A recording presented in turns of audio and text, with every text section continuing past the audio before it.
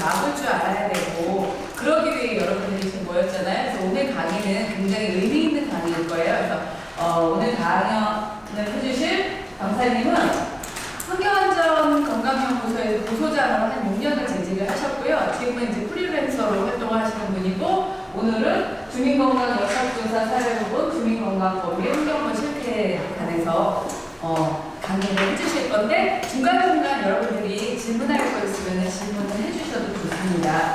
고등님 모시겠습니다. 제가 오랜만에 강의를 하다 보니까 좀 미숙한 부분이 많이 있을 거예요. 그래도 좀 잘 봐주시고요. 저는 역학조사 관련해서 이제 정명희 선생님 통해서 이제 내용을 받고 고민을 참 많이 했어요. 역학조사라는 게 굉장히 어렵고 지금도 전문가들 사이에서도 논란이 많은 부분이 있거든요. 아주 제도가 이렇게 딱 정착이 된 게 아니기 때문에 그런 과정에서 제가 감히 이런 내용을 다 정리를 해서 발표를 할 수 있을까라는 좀 고민이 좀 되게 많았어요. 그 내용도 딱 보시면 좀 어려우실 거예요. 그래서 저도 이제 공부하면서 정리를 했는데 최대한 좀 쉽게 설명을 드리고 싶은데 잘 어떻게 이해가 되실지는 잘 모르겠어요. 그래서 저는 이전에 환경운동연합에서 이제 활동가로도 일했었고 또 개인적으로는 저는 간호사이기도 했어요. 그래서 좀 의료인이기도 했었고 그리고 이제 한 6년 동안 아까 말씀하신 대로 연구소에서 이제 환경오염 관련해서 좀 많이 조사를 다녔었는데요.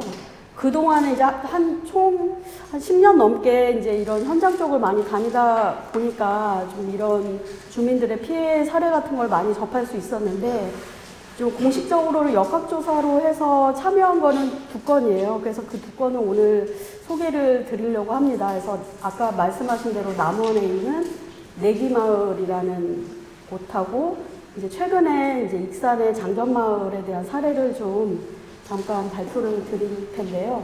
근데 말씀드리기에 앞서가지고 이게 역학이라는 게 도대체 뭔가라는 것도 또 모르실 부분이 있을 것 같아가지고요. 이게 사실 역학이 어려워요. 그런데 또 시골에 계신 어르신들은 또 역학조사를 또 잘 아세요. 그래서 피해를 보시면 역학조사를 당장 해야 된다고 그러시는데 또 과연 이 역학조사가 뭔가 또 이게 전문가들 사이에서도 좀 혼동이 되는 이 제도에 대해서 저도 이제 정리하면서 좀 말씀을 좀 드리겠습니다. 참고로 제가 대학원 다니면서도 역학은 좀 점수가 많이 안 좋았거든요.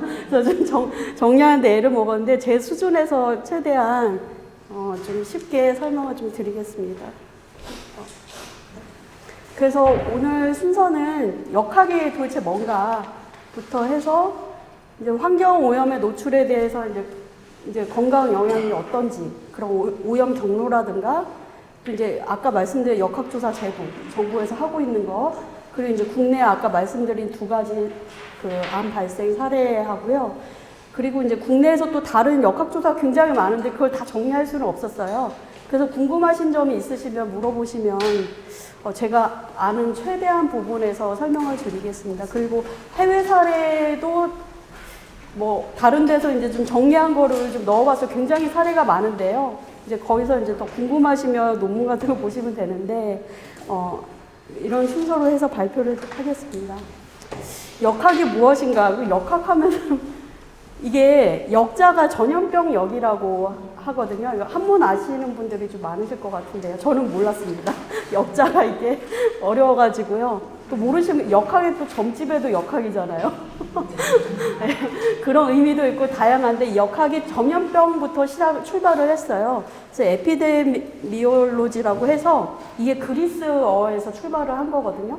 에피가 이제 무엇에 대한 그리고 이제 데모라는 게 인구 집단, 그 로고스가 무엇에 관한 연구해가지고 인구 집단에 대한 연구예요. 그래서 세부적으로는 인구 집단에서 이제 발생하는 건강 문제에 대해서 그 원인을 이제 찾아내가지고 규명을 하는 그런 학문이라고 보시면 됩니다. 이게 굉장히 좀 어렵게 되어 있는데, 학문적으로는 이렇게 설명을 하고 있고요. 제일 중요한 건 이제 원인적 연관성이라는 이 용어가 굉장히 중요한 용어거든요. 그 부분이 왜 중요한지는 다음 슬라이드에서 설명을 드리겠습니다. 그래서 원인이 있으면 결과는 반드시 있다는 거. 그러니까 그 원인을 밝혀내는 게 이 학문의 제일 핵심 요인이다라는 것만 아시면 이제 다 아신 거예요. 그래서 그 부분에 그 요인을 찾아내서 예방하고 어떻게 관리할 건지를 찾는 게 이 학문의 주요 목적이라고 보시면 됩니다. 그러면 아까 원인적 연관성이 굉장히 중요하다고 했는데요. 그 원인적 연관성의 반대는 비원인적 연관성이겠죠. 그 원인과 결과가 확실한 거에 대해 이런 연관성 이외에 비원인적 연관성에 대해서는 어떤 게 있냐가 이제 또 제일 중요해요. 별거 아닌 것 같긴 한데 이 개념이 중요한 게 역학조사 과정에서 이거를 굉장히 추려내는 과정을 거치거든요. 조사하는 과정에서 그러니까 예를 들어 우연의 일치라고 하는데 이게 딱 감이 안 오는데 좀 속담으로 쉽게 설명을 하자면 까마귀 날자 배 떨어진다 하면 좀 이해가 가실까요? 배가 떨어지는 원인이 과연 까마귀가 날아서 떨어진 것과 아니면 다른 원인에 의해서 떨어질까? 그런 원인들을 변수들을 다 체크하는 과정이 이 역학조사의 과정이라고 보시면 되고요. 그리고 선택이나 측정 등 조사 과정의 편향이라고 하는 이거는 한마디로 선입견이에요. 그러니까 조사하는 사람의 선입견이 관여가 돼가지고 아 이거는 측정 대상에서 빼야 되지 않을까 이렇게 막 제외를 시켜가지고 이제 결과가 좀 다르게 나오는 그런 과정도 생길 수 있는 거고 혼란 이제 제3의 요인이라고 하는데 이거는 쉽게 예를 들면 담배를 피면은 폐암에 걸리죠. 그거는 일반적으로 다 알고 있잖아요. 근데 과연 담배만 펴서 폐암에 걸릴까? 그건 또 아니죠.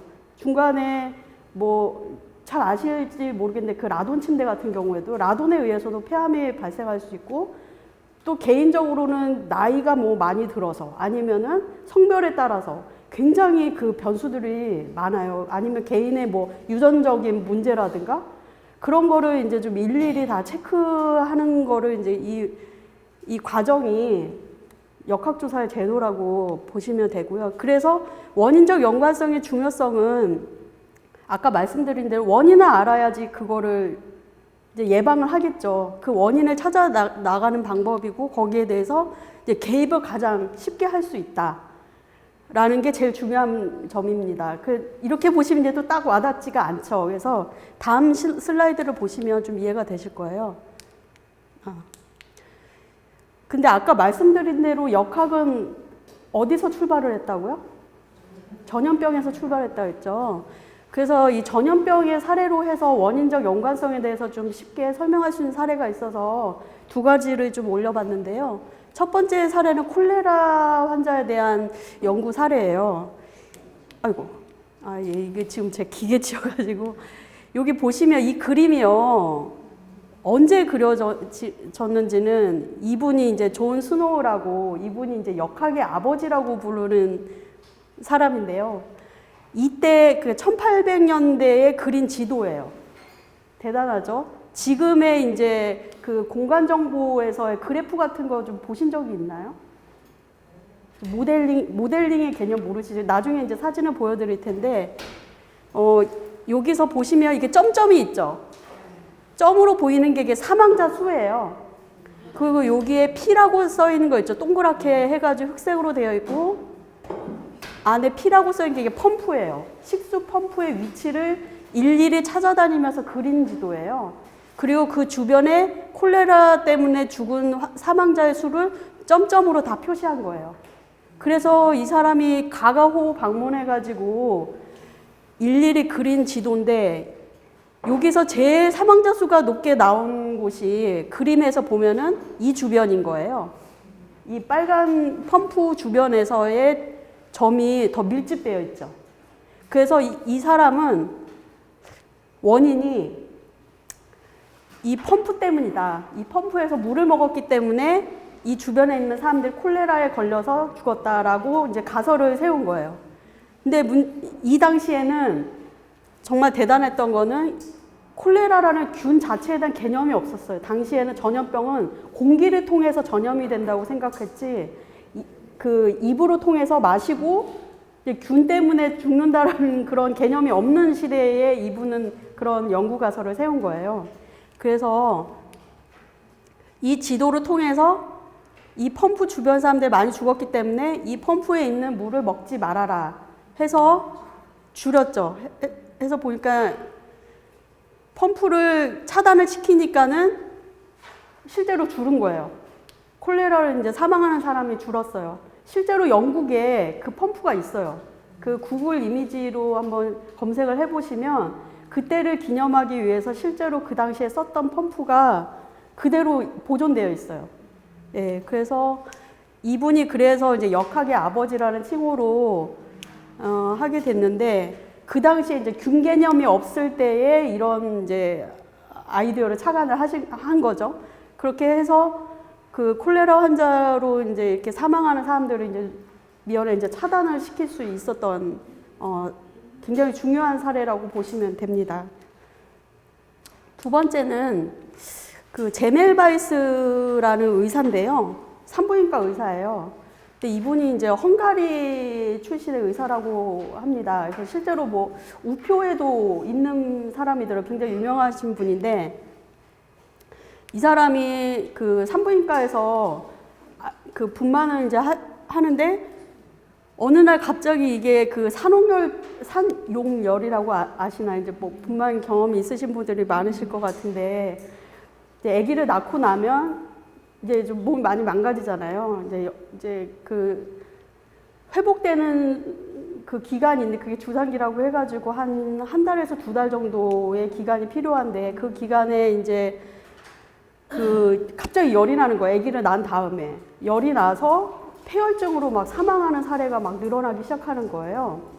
그래서 이제 이 산부인과 그 실제 병원에서 일어나는 일이어가지고 이 사람이 이제 이상하게 생각을 한 거죠. 그래서 도대체 이게 어디서 왜 이 산모들이 이런 병에 걸려서 죽을까를 추적을 해봤어요.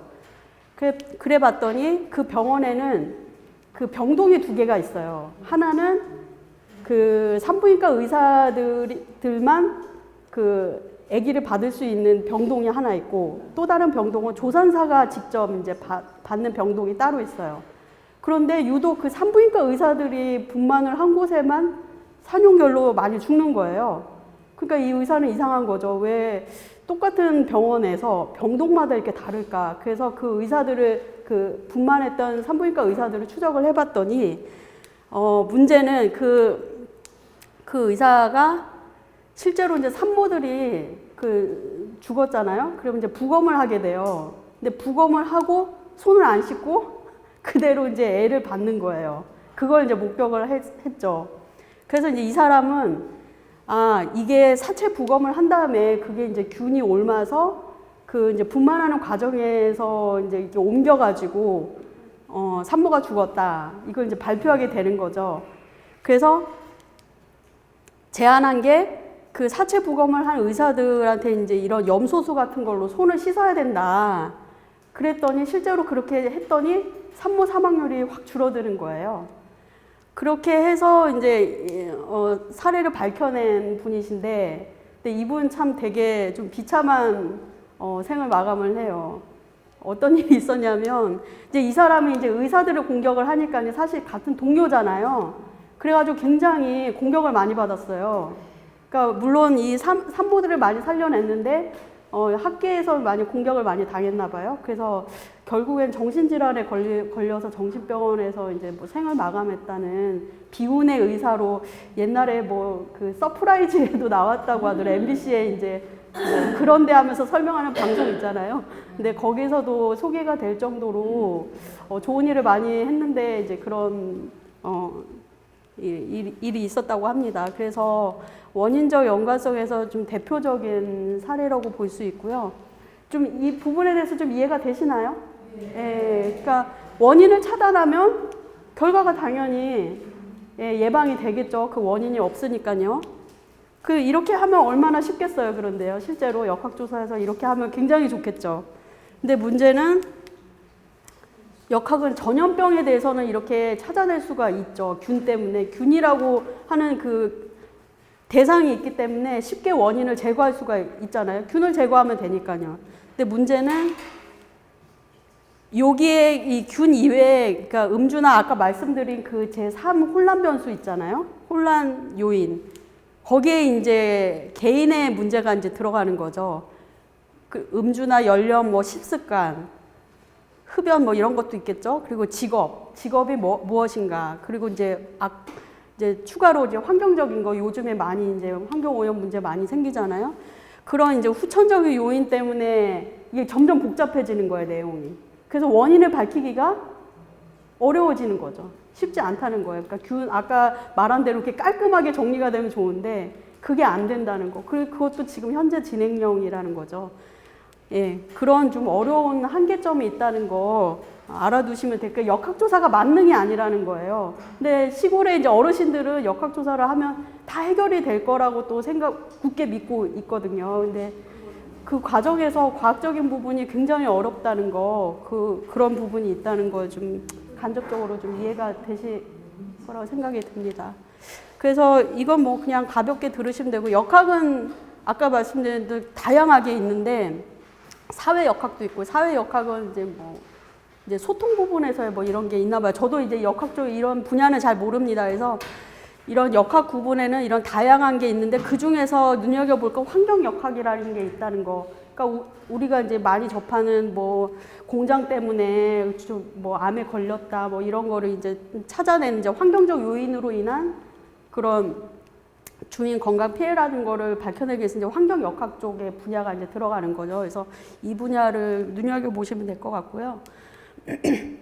그래서 환경 역학은 이제 또 세부적으로는 또 이렇게 구분을 한다고 합니다. 학자들 사이에서는 이제 환경 매체별로 이렇게 대기, 수질, 여러분 잘 아실 거예요. 대기, 수질, 토양, 식품 오염 부분으로 이렇게 구분이 되고, 이게 관리하기 쉽게 이렇게 구분을 한 거고, 또 세부적으로는 뭐 물리적, 화학적, 생물학적 유해 인자로 이제 나눠서 보는데, 물리적 유해 인자에는 뭐 요새는 그 뭐 라돈 많이 나오죠. 그 라돈도 이제 방사성 물질로 알려져 있고, 이제 전자파도 잘 알고 계실 테고, 그리고 이제 화학적인 걸로는 뭐 요새 최근 뭐 미세먼지 문제라든가 성면, 뭐 간접흡연 굉장히 많아요. 이거는 뭐 일부분에 있는 거고, 또 이전에 화학물질 많이 강의 들으셨죠. 그래서 얼마나 유해 물질들이 우리 주변에 많은가는 이미 다 알고 계실 테니까요. 그리고 생물학적인 거는 이제 뭐 이런 미생물 같은 게 있다는 거 그냥 간단하게 알아두시면 될 것 같고요.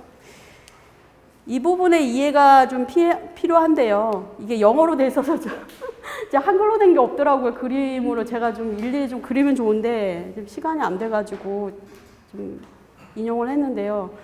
이 PAHS라고 해서 이 물질 혹시 아시나요? 전혀 모르세요. 그 다액 방향족 탄화수소라고 해서 쉽게 얘기하면 그 그을음 검댕, 그걸로 이해를 하시면 돼요. 이제 뭐 불완전 연소 과정에서도 나올 수 있고, 뭐 예를 들면 뭐 쉽게 하면 아구미 뗐을 때 그런 이제 검은 연기, 이런 종류의 이제 많이 나오는 화학물질이에요. 그래서 여기 S가 붙는 거는 이게 영어로는 복수죠. 복수의 의미죠. 그래서 굉장히 다양한 화학물질들이 많다는 거예요. 그러니까 단일 물질이 아니고 복합 물질인데, 이 물질을 환경 중에서 어떻게 이게 떠돌아다니나를 좀 쉽게 표현한 그림이라고 보시면 됩니다. 그래서 여기 공장이 있죠. 근데 공장에서 이제 연기가 나겠죠. 이제 여기서 이 연기 중에 이제 아까 말씀한 이제 pH, 이제 전문가들 사이에서 발음하기 쉽게 파라고 해요. 그래서 파가 이제 이렇게 쭉 나오겠죠. 그래서 이제 나올 때는 이게 베포라이제이션 해가지고 이제 휘발이 돼요. 휘발이 되고, 아니면 이제 일부분은 이제 가라앉거나 하는데, 이제 비가 올 경우가 있죠. 이제 연기가 나는 도중에 비가 올 수 있잖아요. 그럼 비가 오면 어떻게 되겠어요? 그 먼지들이 다시 비를 통해서 내려오겠죠. 그럼 내려오면 이제 지표수를 통해서 이제 뭐 이런 농작물도 이제 흡수하고 그러겠죠. 그리고 이제 뭐 비가 와서 쓸려 내려가면 또 뭐 강으로도 가고, 그럼 강에도 이제 침적이 되고, 이 디케이라는 거는 이제 붕괴할 수도 있는 거예요. 그러니까 예를 들면 뭐 암석의 풍화작용처럼 화학물질도 이렇게 붕괴되는 그런 물질도 일부 있거든요. 그래서 이렇게 이해를 하시면 되고, 아니면 이제 토양에 침착이 될 수도 있고, 또 이 물에 있어서 이제 물 안에만 있는 게 아니고 또 이게 또 휘발될 수 있어요.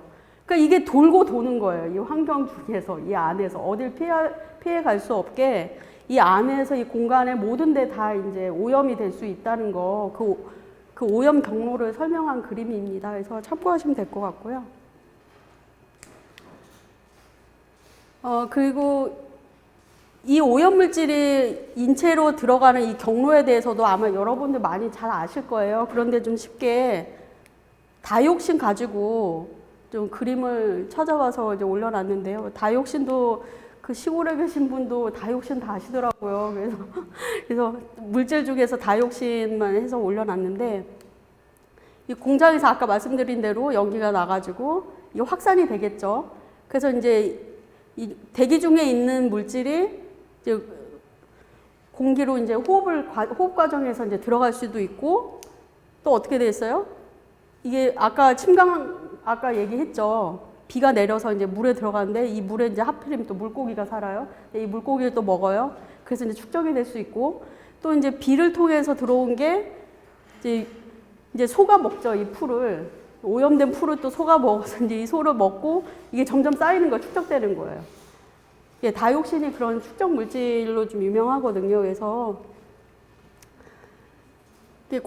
이 환경 중에 떠돌던 물질들이 언제든지 인체 내로 이렇게 노출이 될 수 있다라는 거, 예, 이런 경로를 이제 간단하게 그린 그림이라고 보시면 됩니다. 그래서 주요 경로는 아까 말씀드린 대로 세 가지로 볼 수 있고요. 또 하나는 또 있어요. 기타 요인으로 해서 예를 들면 뭐 전자파나 방사성 같은 경우도 있긴 한데 그건 아직 경로가 확인되지가 않아서 거기에 이제 기타 요인으로 들어가 있고, 주요 인체 노출 경로는 그 이제 구강을 통한 노출이 있고요. 그 피부로도 흡수가 잘 되는 물질이 있어요. 이전에 뭐 화학물질 설명 들으셨겠지만 그리고 폐로도 많이 들어가고요. 그래서 이 세 가지를 통해서 화학물질이 우리 몸으로 들어온다는 거, 예, 알아두시면 될 것 같습니다. 이 굉장히 내용이 어려워 보이지만 쉬운 거 이 그림만 보시면 돼요. 그래서 아까 말씀드린 대로 이렇게 오염원이 있죠. 근데 이 오염원이 이제 이동을 하겠죠. 환경 중으로 이제 퍼져 나갈 때 이제 이게 인체에 이제 직접 이제 아까 세 가지 경로를 통해서 흡입이나 뭐 흡수나 해가지고 들어오게 되면 이제 장기 내에서도 이게 들어와서 축적이 되겠죠. 그래서 이제 이게 생화학적으로 이제 작용을 한다고 해요. 그러면서 이제 암이나 뭐 다른 질환이 발생하겠죠. 그래서 이제 건강에 이상이 생기고 이제 질병에 걸리는 이런 과정을 거치게 되는데, 그 과정에서 이제 모니터링에 대한 이런 정의를 이런 구분별로 설명을 한 거에서 환경 모니터링이 있고 생물학적 모니터링, 노출 모니터링, 뭐 건강 영양 감시로 해서 이렇게 전문가들이 이렇게 구분을 해놓은 자료예요. 그래서 왜 이렇게 어려운 거를 설명했냐 이렇게 얘기를 하실 것 같은데 이게 역학조사에서의 이런 과정이에요. 그래서 알아두시면 될 것 같고요. 그래서 세부적으로 이게 그 공기 중에 이렇게 분포한다고 말씀을 드렸잖아요. 그래서 그런 거를 이제 조사를 이제 역학조사에서 실제로 해요. 그러니까 흙을 떠서 이제 분석을 해보고 공기 중에 있는 거를 분석해보고 물도 떠보고 그런 과정이 이제 여기서 진행이 되고, 생물학적 모니터링에서 이제 그러면 그 오염된 게 과연 내 몸속에 들어왔나도 확인을 해야 돼요. 역학조사 과정에서. 그것도 굉장히 중요하거든요. 그래서 그 과정에서 이제 피를 뽑거나 이제 소변을 받아요. 이제 그 안에 이제 그 화학물질이 과연 있는가, 그걸 이제 또 밝혀내는 작업이 또 있고, 또 이제 환자 진단 같은 경우에는 이제 그 주민들 대상으로 또 설문조사도 해요. 굉장히 긴 문항을 또 많이 해야 돼요. 그래서 주민들이 많이 힘들어 하시죠. 건강검진도 해야 되고, 받아야 되고, 설문조사도 받아야 되고, 되게 귀찮게 많이 해드리는데, 그 과정에서 이제 발생하는 질병 같은 거를 이제 다 체크를 하죠.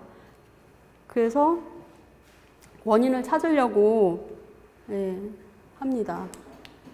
그러면 과연 이 역학조사에 대해서 이 역학조사의 의미가 법률상으로는 도대체 뭔가, 이게 이제 지겨운 부분이 이제 나오는데 잘 아셔야 될 부분이어서 제가 넣을까 말까 하다가 넣었어요. 그래서 역학조사의 이제 정의가 이제 아까 역학은 감염병으로부터 출발됐다고 했잖아요. 그래서 감염병의 법률이 있고 환경보건법에도 있어요. 근데 유심히 잘 보시면 이 감염병법은 어디서 관리를 할까요, 그러면? 정부기관 중에? 네? 네, 맞습니다. 보건복지부 소관으로 한 법률이고요. 환경보건법은요? 네, 환경부 소관으로 해서 법률이 제정이 됐는데 그래서 관심이 좀 달라요. 그러니까 부처가 좀 성격이 좀 다른 게 이 감염병 쪽은 이제 급성 감염이나 아니면 이제 감염병의 이제 예방 접종 같은 이제 이상 사례 같은 걸 이제 역학조사 그 원인을 규명하기 위한 역학조사로 이제 정의를 하고 있고 환경보건법에서는 그 감염병하고는 달리 환경 유해로 인한 건강 피해 쪽 중심으로 해서 역학조사를 정의를 해놨어요. 그래서 이 두 부분이 다르다라는 것만 간단하게 아시면 될 것 같습니다. 그런데 또 굉장히 이 역학조사의 단어가 기사를 보시면 굉장히 다양한 그 이름들이 있어요. 이 역학조사도 있고요. 건강영양조사라고 이렇게 설명을 하는 게 있어요. 사실 장전마을 같은 경우에는 건강영양조사라는 걸로 해서 그 연구를 진행을 했었거든요. 그럼 과연 이게 뭔가 이게 법률상으로는 역학조사에서는 그러니까 명확한 인과관계를 찾는 게 목적이라고 하는데 질병 발생에 대해서 근데 건강영양조사는 특정 오염과 주민 건강 피해와의 연관성 조사인 거예요. 그러니까 좀 의미가 이게 역학조사가 좀 더 엄격한, 좀 더 명확한 걸 요구하는 조사라고 보시면 되고 건강영양조사는 좀 그거보다 이제 연관성 정도를까지 파악하는 수준으로 보시면 됩니다. 그래서 법이요, 이거 두 개 다 환경보건법 안에 있는 내용인데 분리해서 이렇게 정의가 되어 있습니다. 그래서 기사에 보시면 어떤 거는 역학조사라고 되어 있고 어떤 건 뭐 건강영양조사라고 되어 있는데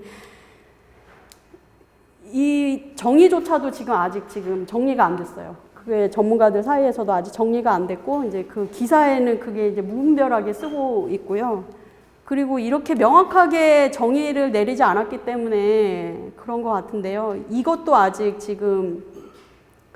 이거 외에도 다른 또 조사 방법으로 해가지고 쭉 있는데 그냥 좀 정확하게 정의되어 있는 것만 좀 보여드린 겁니다. 그래서 아직 그 정의조차도 좀 잘 정립이 안 되어 있다라고 보시는 게 맞을 것 같고 기사에서 어떤 거 보면 뭐 건강 피해 조사, 뭐 건강 영양 조사, 뭐 건강 주민 건강 뭐 역학 조사 뭐 이렇게 막 혼용해서 쓰고 있다는 것만 알아두시면 됩니다. 선생님 이거는 마을 주민들이 그 건강영양조사 청원을 해서 네. 이루어지게 되는 건가요? 네, 맞습니다. 청원으로 했기 때문에 나중에 이제 제도 관련해서 좀 설명을 드릴게요. 왜 건강영양조사로 되었는지에 대해서 또 좀 알려드리겠습니다. 그래서 아까 말씀드린 대로 이게 소관이 역학조사에서 제가 간단하게 맛보기를 보건복지부 아까 환경부로 얘기했는데 환경부에 아까 환경보건법만 소개를 했는데 이거 외에도 굉장히 많아요. 보면 이제 산업안전보건법이라고 해서 이거는 이제 공장 안에 이제 근로자분들이 이제 작업 환경에서 그런 이제 유해 인자에 노출됐을 때 이제 그런 조사를 할 때 이제 관여된 법이고 이 외에도 뭐 소방공무원 이런 법이나 뭐 군 보건의료, 고엽제 이런 쪽의 법률들이 있고 보건복지부에도 굉장히 다양하게 있죠. 아까 감염병 같은 경우에는 감염병은 급성의 의미거든요. 균에 바로 노출되면 바로 이렇게 발병이 되죠. 근데 암 같은 경우에는 바로 이렇게 진행이 안 되거든요. 그러니까 전문가들 의견으로는 최소한 잠복기가 한 7년 정도 걸린다고 해요. 바로 걸리는 게 아니고 암은요. 대개 한 7년부터 해서 본다고는 하는데 좀 수년에 걸쳐서 진행되는 질환이기 때문에 따로 만성으로 해가지고 이렇게 암관리법으로 해가지고 암만 또 따로 관리하는 법이 있고 감염법, 뭐 결핵, 뭐 치매도 있네요. 치매는 저도 처음 봤는데 에이즈 같은 경우에 이런 거를 이제 보건복지부에서 관리하는 걸로 나오고 있습니다. 그래서 되게 다양한 부서에서 진행을 하고 있고요. 자꾸 그러면 이제 보건복지부 소관에 이제 암관리법에 대해서 이제 암 발생 쪽 많이 얘기를 하고 있기 때문에 그 부분 좀 중심적으로 말씀을 드리려고 하는데요. 이게 그래프 보시면 이게 1983년부터 2018년 작년까지의 이 그래프예요. 이게 이제 암 때문에 이제 사망한 사람들의 이게 숫자를 이제 표시를 한 건데요. 그래프를 보면은 이제 36년째 사망 원인이 1위예요. 그러니까 이걸 참 그 공무원들이 많이 악용을 하는데 암이 막 집단적으로 발생하면 이런 얘기를 제일 먼저 많이 해요. 지자체 공무원들이. 아유, 집집마다 걸러서 암인데 여기 별일 없어요. 이렇게 얘기를 하거든요. 근데 통계상으로 뭐 그렇게 말할 수는 있겠죠. 근데 그게 아닐 수 있다는 것도 나중에 또 보여드릴게요. 근데 이런 사례 때문에 그냥 대수롭지 않게 그렇게 관리자들 이렇게 그냥 행정 담당하는 사람들도 그렇게 얘기하시는 분들이 있더라고요. 근데 뭐 사실은 그런 사실은 맞긴 한데 지역별로 다를 수 있다라는 거는 이제 나중에 제가 설명을 드릴게요.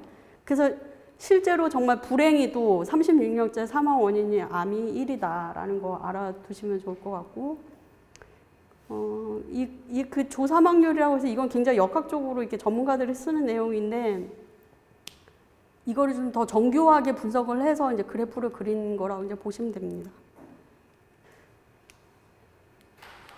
그래서 이제 기사에 이제 암 발생 뭐 마을이 생겼다 뭐 이런 기사 많이 보셨죠. 그래서 아까 뭐 내기마을하고 장전마을 설명을 들었는데 그 이외에 알고 계신 마을 사례가 있으신가요? 기사로 접한 게 기억이 난다 이런 사례들 워낙 많기 때문에 저도 모르는 사례가 있을 수 있어요.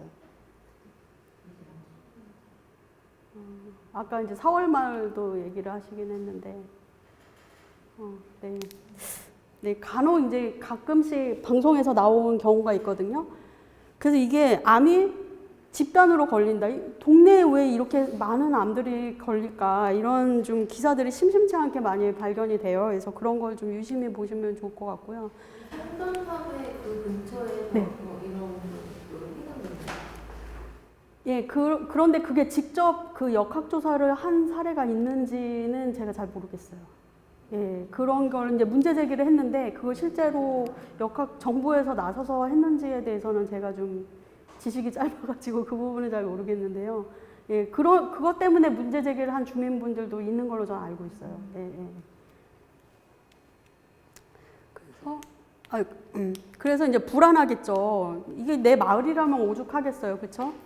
그래서 이제 질병관리본부에서 2007년부터 이제 암관리법으로 해가지고 이제 시도에 이제 역학조사반이 있다고 해요.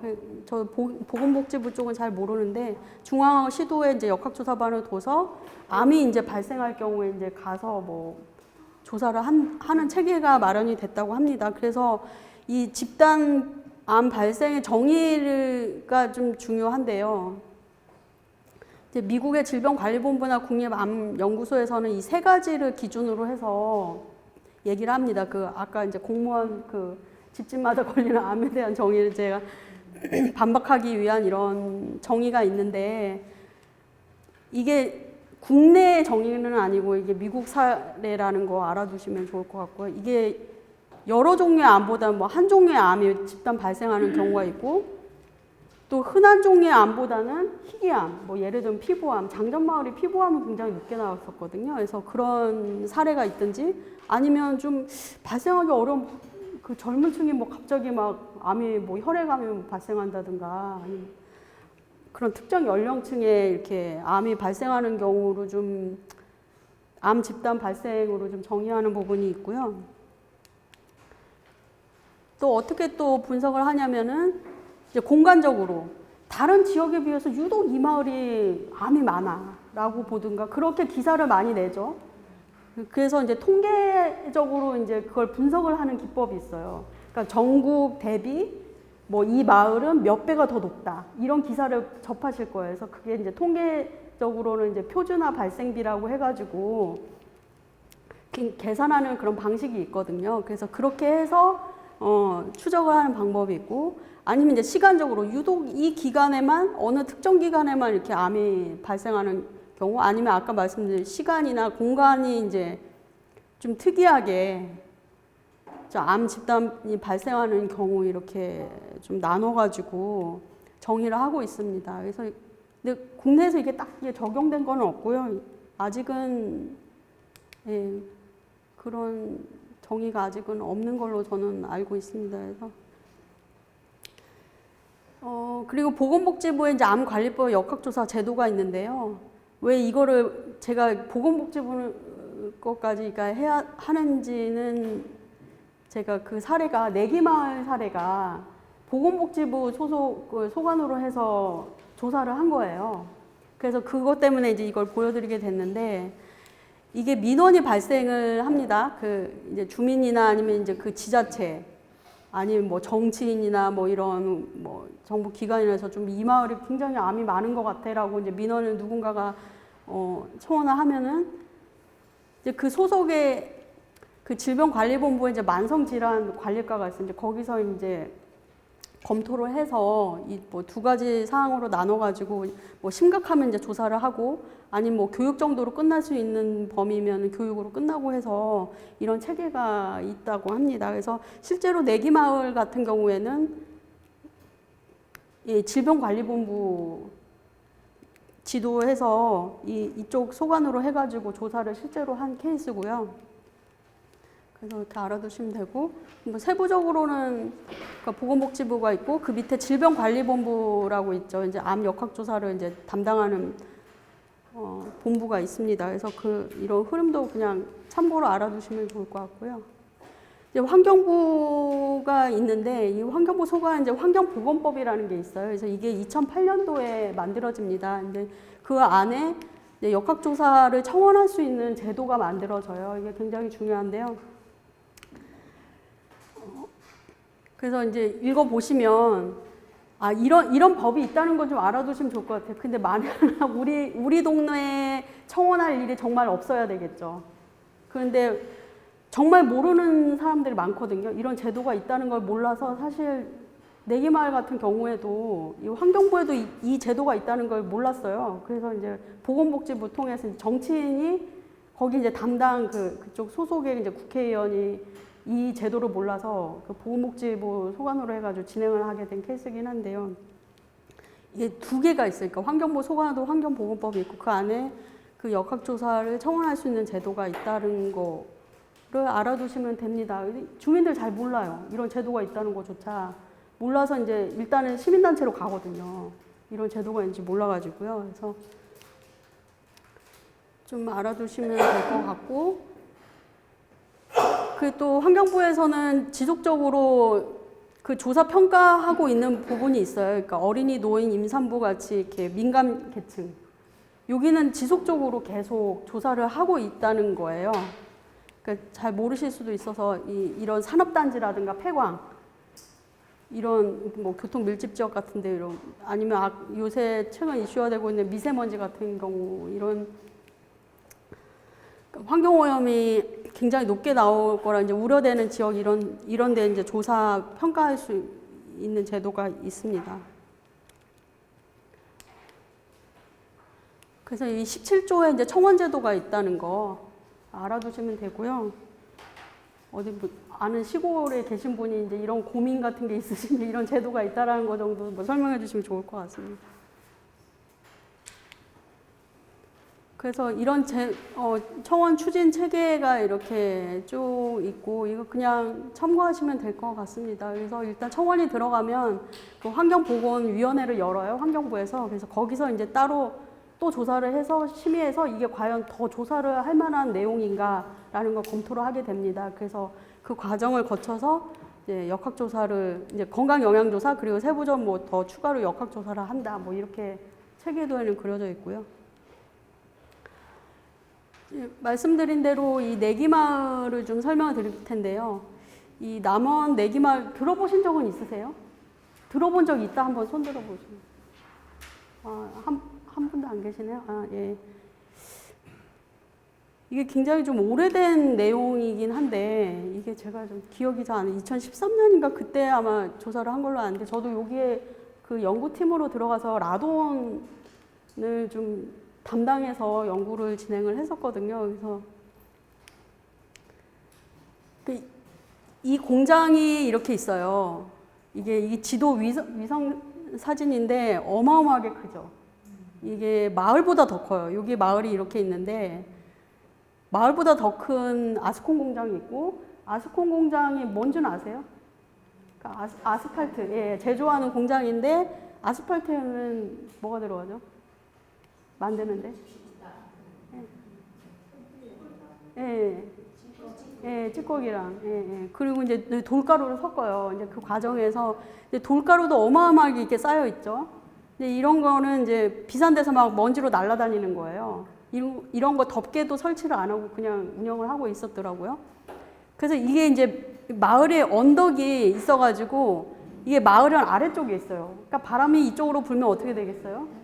이게 밑으로 내려오겠죠. 그리고 또 주변에 또 송전탑이 있어서 이제 전자파 문제도 제기를 같이 했었는데 불행히도 전자파 관련해서는 좀 특이사항이 없어서 결론적으로는 아까 말씀드린 그 파라는 물질이 운영했을 때하고 운영 안 했을 때의 차이가 있다. 그리고 그 수준이 쉽게 예를 들어서 뭐 서울역의 그런 대기 환경 수준이다. 이런 청정시골에 그렇게 이제 발표를 했고 이 지역이 이제 전복이거든요. 그래서 거기 이제 라돈 때문에 이 실내 라돈이 실제로 높았어요. 그래서 그 부분 이제 라돈이 이제 폐암도 발생을 하기 때문에 그 부분이랑 이제 개인 흡연력이 있는데요. 이게 이제 혼란 변수일 수 있는데 그것도 이제 통계적으로 하다 보니까 이렇게 나왔다. 이게 다 모든 게 더해져서 폐암이 증가했다라고 이제 결론을 내리게 됩니다. 그래서 저도 여기 연구팀에 있긴 한데 이거 뭐 모두 수용한 건 아니고 저는 이제 라돈도 사실 실내 라돈만 한 게 아니고 실외 라돈 지금 최근 문제되고 있는 그 라돈 침대 아시죠? 근데 이 당시에 2013년도만 해도 라돈이 그냥 실내 공기에만 문제가 있는 라돈으로만 생각했어요. 실제로 이런 침대나 이런 물질, 그러니까 가루 성분 때문에 광물질의 그런 가루 때문에 라돈이 발생할 거라고는 전문가들조차도 이해를 못했던 시절이거든요. 그게 먼 시절이 과거가 아닌데도 전문가들은 이런 이제 교과서적으로 이제 접근을 한 거죠. 근데 저희는 이런 돌가루로 이제 암석이 엄청 커요. 집채만 하다고 해야 되나? 엄청 큰 거를 깨부셔가지고 돌가루로 이렇게 해서 이 쇠석하는 과정에서도 라돈이 나온다라는 걸 문제제기를 했었는데 그거에 대한 세부 조사는 아쉽게도 하진 못했어요. 그래서 그 부분은 밝혀내진 못했고 그래서 이제 실내 라돈만 이제 조사를 하게 돼서 결과가 나온 거고요. 그래서 오해도 많이 받긴 했는데 어쨌든 결론이 이렇고 문제는 이 공장에 대한 그런 조사를 좀 많이 더 했었으면 좋았을 텐데 이게 배출원이라고 해야 되죠. 굴뚝에서 나오는 거를 실제로 조사하기보다는 이제 마을 주변에서 이제 날라오는 것만 측정을 했기 때문에 좀 농도가 좀 더 약해질 수 있겠죠. 실제로 공장에서 나오면 더 농도가 높겠죠. 왜냐하면 확산되면서 희석이 될 거 아니에요. 공장으로 이제 퍼져나가는 그 거리 동안에. 그래서 그런 좀 한계점이 있어요. 예, 그래서 그런 한계점이 있고 그 한계점은 왜냐하면 보건복지부 소관이기 때문에 이게 그 건강 쪽으로 이제 접근하다 보니까 아무래도 이런 환경 노출 쪽이 좀 많이 약할 수밖에 없었던 그런 한계점이 있어요.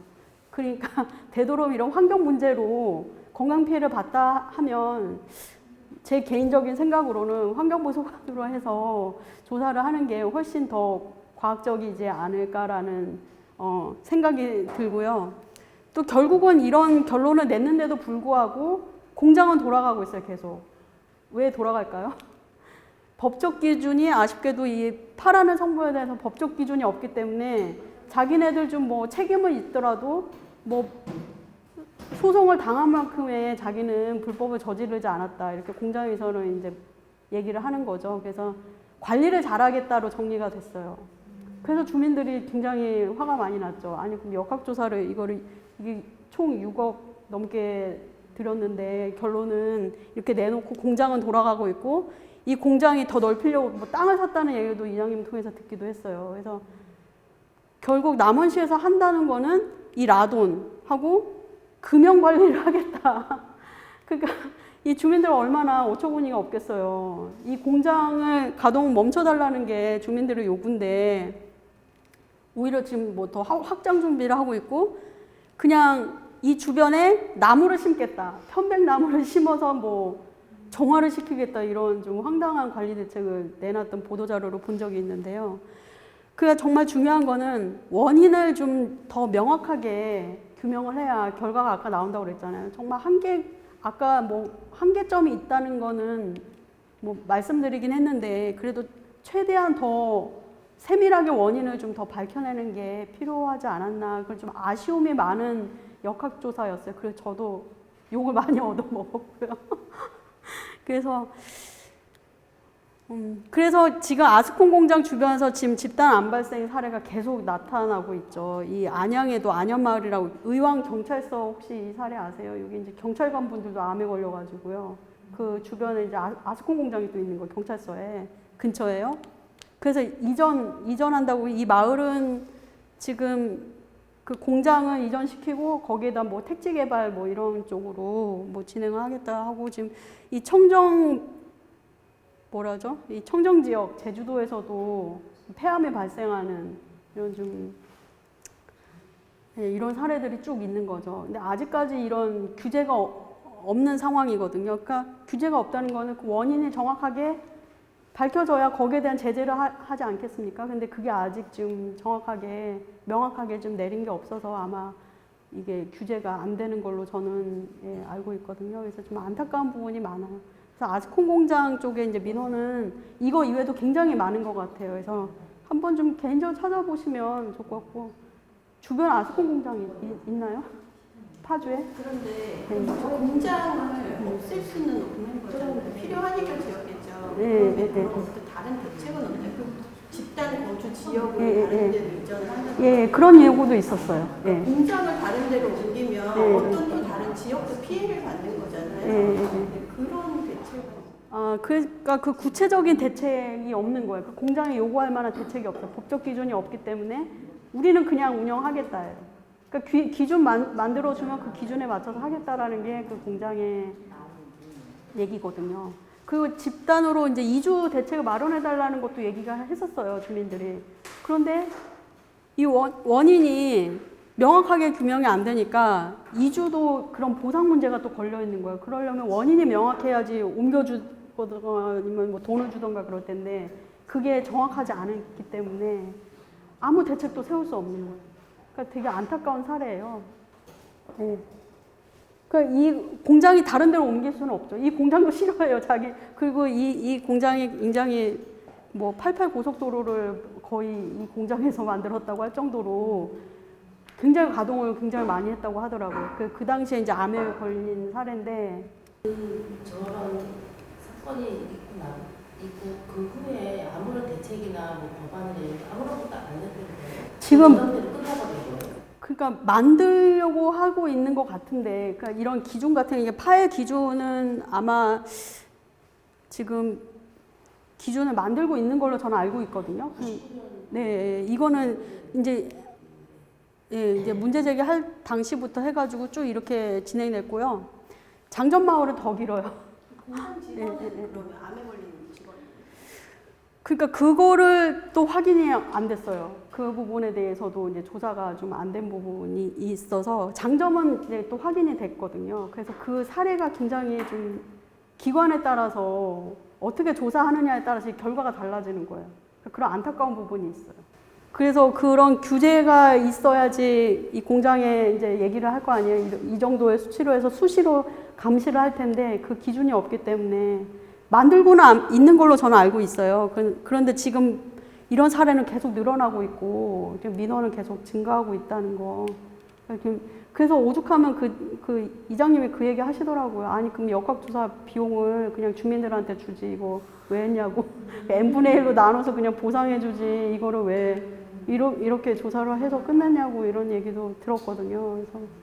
그래서 참 그런 역학조사에 좀 어려운 부분이 많아요. 외국에도 아스팔트 다 깔고 살잖아요. 그러니까는 해외. 아스팔트요? 네. 아스콘이요? 네. 해외도 아스콘 공장이 선진국이라든지 있을 거 아니에요. 근데 이게 우리나라는 땅이 좁다는 거예요. 이렇게 밀집 지역에 하필이면 주거 지역이 가까운 데다가 지어가지고 아니면은 이전에 공장이 먼저 들어와서 주민들이 점점 아파트를 지어서 점점 가까이 간 경우가 있어요. 예를 들면 저기 서울숲인가 거기에 시멘트 공장인가요? 거기가 이제 공장 보고 나가라고 막 그러잖아요. 주민들이. 그러니까 네가 먼저냐 내가 먼저냐 이런 식으로 이제 싸우긴 하는데 좀 국내 사례는 특히 이게 주거지역과 밀접하게 있어요. 공장들이. 또 화공장도 그 얘기 들으셨죠? 이전에 강의에서 맞은편에 막 큰 산단이 있고 막 이런 경우가 있어요. 오히려 그 아파트가 더 비싸요. 예를 들면 화성의 삼성전자 뭐 이러는 뭐 그 주변의 아파트가 더 비싸다고 막 그 얘기도 듣긴 했는데, 예, 좀 주거지하고 굉장히 밀접하게 있고, 제가 미국 사는지 어딘지는 잘 모르겠는데 다른 데는 좀 완충지대가 있어요. 숲처럼 이렇게 주변에 한 몇 킬로를 완충림으로 이렇게 싸가지고 그 주변에 이제 주거가 들어올 수 없게 도시계획이 되어 있는 게 있다고 들었거든요. 그래서 이런 사례가 잘 없는 것 같다는 생각도 들고. 근데 국내에는 그런 법이 없어요. 공장 주변에 이제 이런 완충지대를 꼭 둬야 된다 이런 사례가 없어가지고 그걸 이제 법을 바꿔야죠. 도시계획에 대한 그런 법을 수정을 해야 되는데 그 개정 작업이 굉장히 어렵다고 들었어요. 네, 사유 문제도 있고 그래가지고. 그럼 저희 네. 저 마을에 농작물 피해는 없어요? 그것도 저희가 지금 먹을 수 있는 거잖아요. 그래서 이 문제 때문에 그 이장이면 농작물이 안 팔린다고 그러니까 소문이 나가지고 차라리 안 하는 게 나았었다고 이 얘기도 하더라고요. 그러니까 오죽하면은 뭐 자식들한테 보내려고 하는데 그것도 안 먹겠다고 자식들이 이제 걱정이 돼가지고. 근데 그게 또 명확하게 밝혀진 게 없어요. 농작물 같은 경우에도. 그래서 참 되게 애매하게 끝난 사례라고 보시면 돼요. 농작물은 그거 밝혀낼 수 있지 않나요? 근데 그것도 기준이 없거든요. 예, 그러니까 예, 농작물도 다 있을 것 같죠? 아니에요. 그러니까 중금속 같은 경우에도 뭐 납이나 카드면 뭐 한 두세 가지 정도만 기준이 있고 나머지는 기준이 없어요. 없는 경우가 있고. 그래서 그거를 이제 밝혀내려면 이제 뭐 외국 사례 같은 거 비교한다든가 그러면 이제 전문 학자가 이제 붙어가지고 그걸 막 분석하고 그런 작업을 거쳐야 되는 거죠. 그러니까 쉽지가 않은 거예요. 예. 그러니까 기준으로 판단을 해야 되거든요. 예. 아니면 어느 지역보다 높다든가 그런 판단이 있어야 되는데 그럼 그 지역하고 그 기준이 있어야 되는데 그 기준이 어디까지인가라는 게 이제 논란의 대상이 될 수 있는 거예요. 내가 느끼기엔 굉장히 높아 보이는데 또 외부에서 또 그렇게 안 보거든요. 그래서 그런 답답한 부분이 있어요. 그러니까 농작물은 생각보다 굉장히 범위가 좁아요. 이런 공기 중이나 이런 물보다도 항목이 굉장히 작다는 거, 수가. 그걸 그냥 아시면 될 것 같아요. 예. 기준이 많이 없어요. 특히 파 같은 경우에는 지금 대기도 지금 기준 제정하려고 뭐 연구 진행 중일 정도니까요. 그래서 더 뭐 궁금하신 거 있나요? 답답하죠. 저도 많이 참여하면서 굉장히 답답했어요. 예, 전문가들 사이에도 이견이 많았고 저도 이제 뭐 전문가보다 비전문가 축에 끼기 때문에 이런 학문의 논란 같은 거에도 많이 좀 공격도 많이 당하고 그런 경우가 있었는데요. 아니, 이제 장전마을 사례로 소개를 드릴까? 이거하고 이제 또 좀 다르게 또 진행되는 사례여가지고요. 이게 장전마을은 이제 익산에 있어요. 익산을 가보신 적 있나요? 익산에 그 유명한 미륵사지 석탑 있죠. 그래서 굉장히 아름다운 마을이고 또 이 주민분들도 정말 자부심을 가지고 사셨는데 이 공장이 이제 금강농산이라고 해서 이제 비료 공장이에요. 그래서 비료 공장이 2001년도에 설립이 되고 그 굉장히 오래된 비료 공장이죠. 네네네. 근데 이 비료 공장이 단순한 비료 공장이 아니고 폐기물까지 같이 처리하는 업체라는 거. 그럼 왜 비료하고 폐기물에 이게 무슨 관계가 있지? 그럼 쉽게 생각하면은 폐기물을 같이 혼합하는 거죠. 비료 원료에. 그럼 폐기물은 뭐가 있냐? 근데 일반적으로 그 시멘트를 연상하실 수 있어. 그러면 시멘트에 타이어 넣는 것처럼 그런 건가? 근데 이 폐기물은 이제 식물성 폐기물이라고요. 그래서 음식물 쓰레기 뭐 이런 것도 있는데 여기서는 이제 혼합 유박이라고 해서 뭐 아주까리 아세요? 그 기름 짠 나머지 그 줄기 뭐 이런 거. 네. 그래서 그런 거를 처리를 해야 되잖아요. 그래서 소각 처리를 안 하고 그 이제 비료 원료로 이제 재활용을 하는 거예요. 이제 그런 걸 하는데 예, 그 얘기도 있어서 뭐 리신이라고 해가지고 그게 뭐 동물 사료에 들어가면 바로 급사하는 그런 물질이 있다고 뭐 그렇게 해서 사전에 또 그걸 조사를 하기도 했어요. 그래서 이 공장이 좀 특이하게 폐기물 처리까지 같이 하는 업체라는 거. 그리고 저희가 조사할 당시에는 이 공장이 폐쇄 조치 당했어요. 그러니까 하도 위반 사항을 많이 어겨가지고 그 익산시에서 이제 그 공장을 중단시켰거든요. 이제 그 중단한 시점부터 저희는 조사를 진행을 한 거예요. 그러니까 굉장히 어려운 부분이 많았죠. 그러니까 실제로 이렇게 뿜어 나오는 연기를 이렇게 채취해가지고 조사를 하면 더 쉬웠을 텐데 그게 아니었고 아예 멈춘 상태에서 아무것도 없는 상황에서 이거를 밝혀내라고 하니까 다들 걱정했어. 이거 어떻게 할 거냐고. 전문가들도 이거 어떻게 조사할 거냐. 아무것도 없는데. 그래서 고민이 굉장히 많았거든요. 그래서 나름의 좀 그런 과정을 또 이제 뒤에 설명을 드릴 텐데, 그래서 이런 특성이 있다. 그 정제유라고 해가지고 벙커 CU 아세요? 벙커 CU가 이제 폐유에서 굉장히 단계가 낮은 건데 거기보다 뭐 윗등급 단계, 뭐 근데 썩 좋지 않은 기름을 가지고 뭐 연료로 사용했고 잠깐이긴 하지만 폐타이어도 뭐 연료로 사용했었다. 이런 것도 좀 발견되기도 했었고요. 그래서 이런 마을입니다. 그래서 그 거리가 한 500m 떨어져 있어요. 마을에서 되게 그 전문가들이 얘기하기로는 공장에서 가까우면 더 많이 생길 것 같죠. 근데 그게 아니고 특이하게 대기 중으로 나가는 경우에는 이게 퍼지면서 나가는 게 더 많다고 해요. 그래서 대개 500m 반경 이후부터 이렇게 오염 부위가 많이 나타나기 시작한 한 사실도 좀 발견을 했습니다. 이 주민분들 대상으로 이번 조사에서 좀 추가로 넣었던 거는 이걸 이제 사회문화적 조사라고 해서 일일이 그 주민분들을 한 80명 정도 계셨는데 그 분들을 일일이 다 찾아다니면서 조사를 하신 분이 계세요.